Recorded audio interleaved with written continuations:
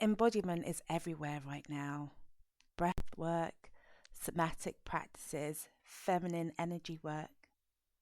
But here's what almost no one is talking about. Most of what's being sold as embodiment is actually bypassing in disguise.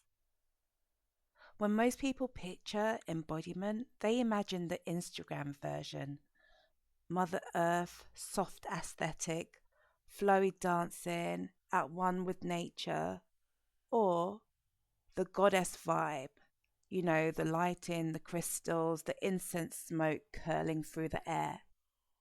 It's popular for a reason. Women are so exhausted. We're pulled in so many different directions, leaving us only running on fumes to survive. We're disconnected from our bodies, from our lives, from a pace of living that actually feels human, possible. We're longing for something that feels like coming home. But somewhere along the way, embodiment has just become another thing to achieve, another secret that holds the answer, another benchmark for being a good enough woman. And that's where embodiment loses its essence. It isn't a ritual or a pose, it's presence. Literally being in your body.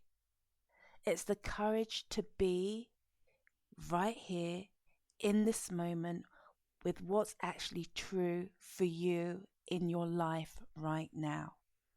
It's not transcendence, it's not perfection, and it's often not even comfortable.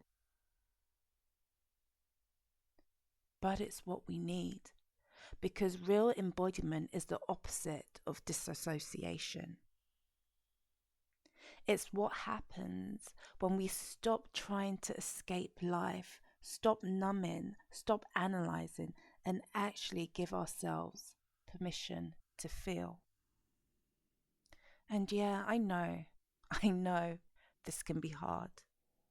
We've become so good at giving ourselves a way out that it feels good in the short run, but it actually bypasses through disconnection.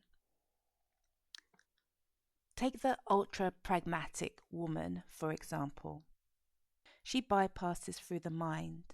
She lives in logic, control, strategy. She's brilliant, hardworking, and she's tired. She outsources her knowing to external systems and experts. She ignores her body's signals until burnout forces her to stop. She might even go to yoga once a week, but stays in her head the whole time. For her, presence would mean slowing down, trusting her intuition again, letting her body's no carry as much authority, or maybe even more, as her mind's yes. Then there's the soul-aligned woman. Let's hear it for her. She bypasses through spirituality. She waits for higher purpose to be revealed, talks about divine timing and alignment, pull cards for direction and ritualizes manifestation.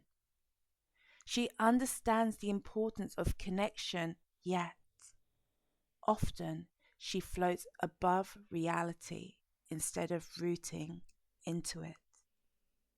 She's doing all the rituals, but avoiding what's uncomfortable in the physical world. The money, the boundaries, the conversations that actually bring her power forward. For her, presence would mean taking responsibility, acting with what she has now, grounding her faith into tangible action. Both women are actually trying to escape the same discomfort, the discomfort of being here, being finite, being in a body with needs, limits, and wisdom. One escapes upwards into her head, the other floats upwards into the heavens. But embodied living, that third path, it requires depth. It's the practice of staying present to both, the spiritual and the practical, the vision and the chaos, the aspiration and the reality. Embodied living means you listen to life's feedback through your body and circumstances. You respond from presence, not pattern. You create from the chaos that you're in, not the perfect conditions you're waiting for. And that's what I'm exploring in Creatrix Rising, how we reclaim our creative capacity by being fully here in the messy middle, not waiting to be healed enough, aligned enough, or successful enough to start creating our lives. The practices, the breathwork, movement, somatic awareness, they do matter, but only when they bring you closer to reality, not further from it. Only when they help you feel what actually is true so you can respond with clarity. That's the difference between embodiment and bypassing. One brings you home to yourself, the other is just a prettier way to avoid being here. And if you're ready to stop bypassing and start creating from the chaos that you're actually in, I'm documenting my experiment in my Substack series called Creatrix Rising. You can find the link in the description.